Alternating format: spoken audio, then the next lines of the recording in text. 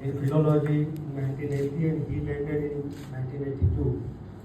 As soon as we bumped into each other, we were having a very good chemistry between us because our fathers are progressive and they were hardcore communists.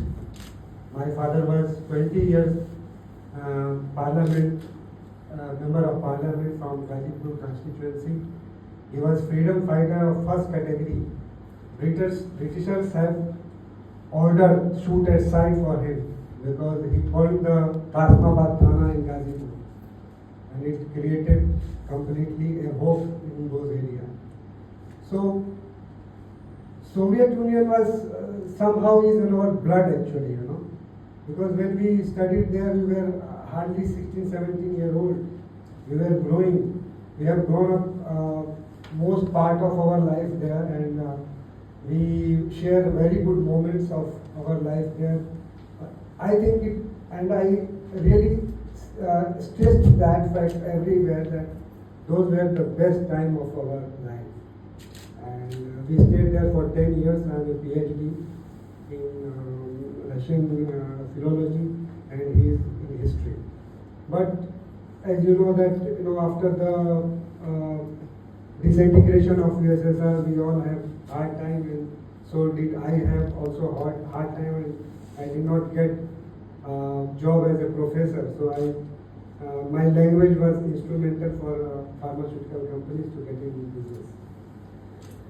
Friends, when I was small, around 10 years old, I saw a movie, My Son, Mera Beta, dubbed in Hindi. It was a black and white movie about the Great Patriotic War, where the circumstances were as such prevailing that son and father, they were both at the loggerheads at the end, and I think, I'm vaguely remembering, father son kills the son because he is from the German side.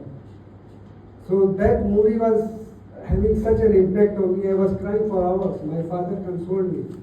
So when I landed in Russia and we started studying there, we had Soviet history in our syllabus, and we studied various parts of the war and political situation and all. Personally, I found that Hitler and Nazis and fascism, they were all mentally retarded people. They were against the freedom. They wanted to win over USSR and then come to India. Many people don't know about that.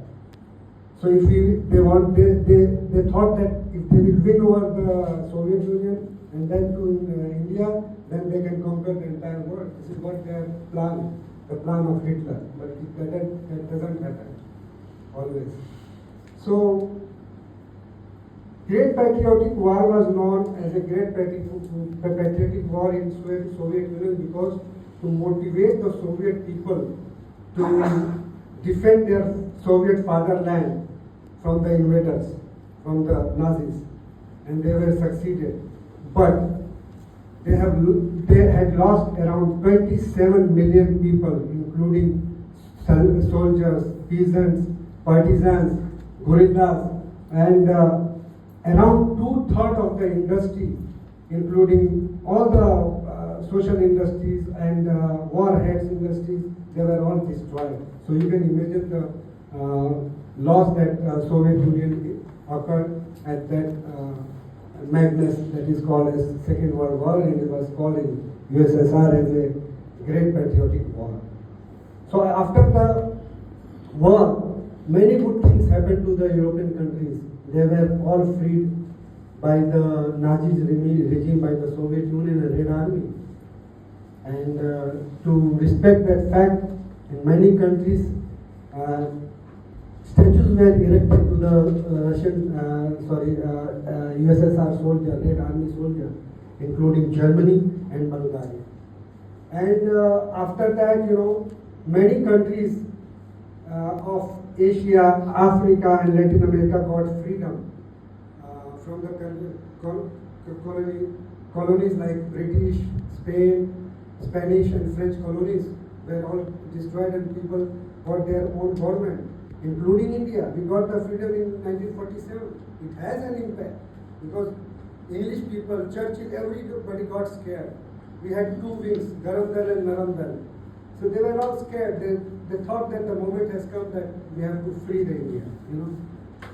So this is the thing, and USSR and India and today Russia, we have strategic partnership. We have got our friendship and our relationship from the ages, from the centuries, from the Nikitin times and today's time.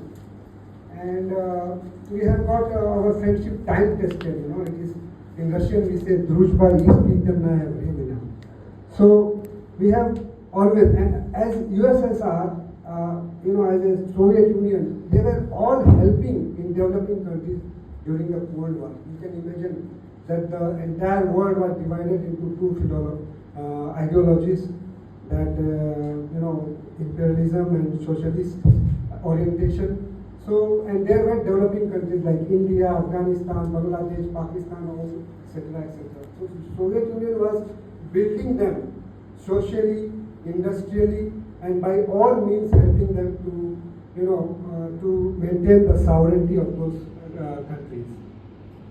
And what I can say, when I was studying in USSR, I was very proud of the system, about the education system, about the social justice there, about we can come and go any time of the night, 2-3 o'clock in the Prospect Marsa or center, and we were not having any security issue. So Soviet Union was just like, for us it was like heaven, So Soviet Union, once it happened that I had to go to London to meet some relatives, and I heard about the racism of English people, of English region. They used to call us black dogs. You all must have read about that in history, isn't it?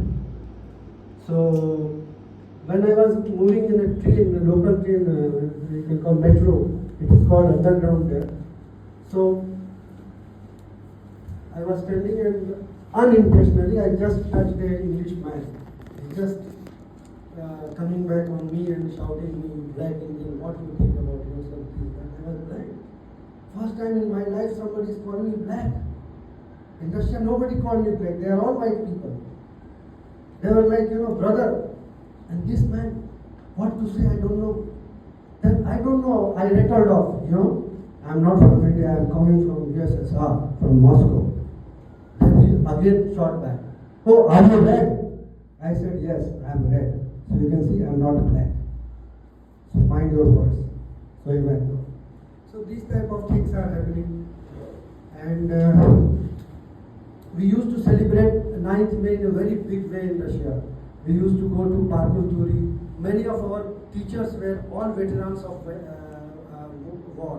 So we used to give them flowers, bouquet, and we used to sing revolutionary songs with them.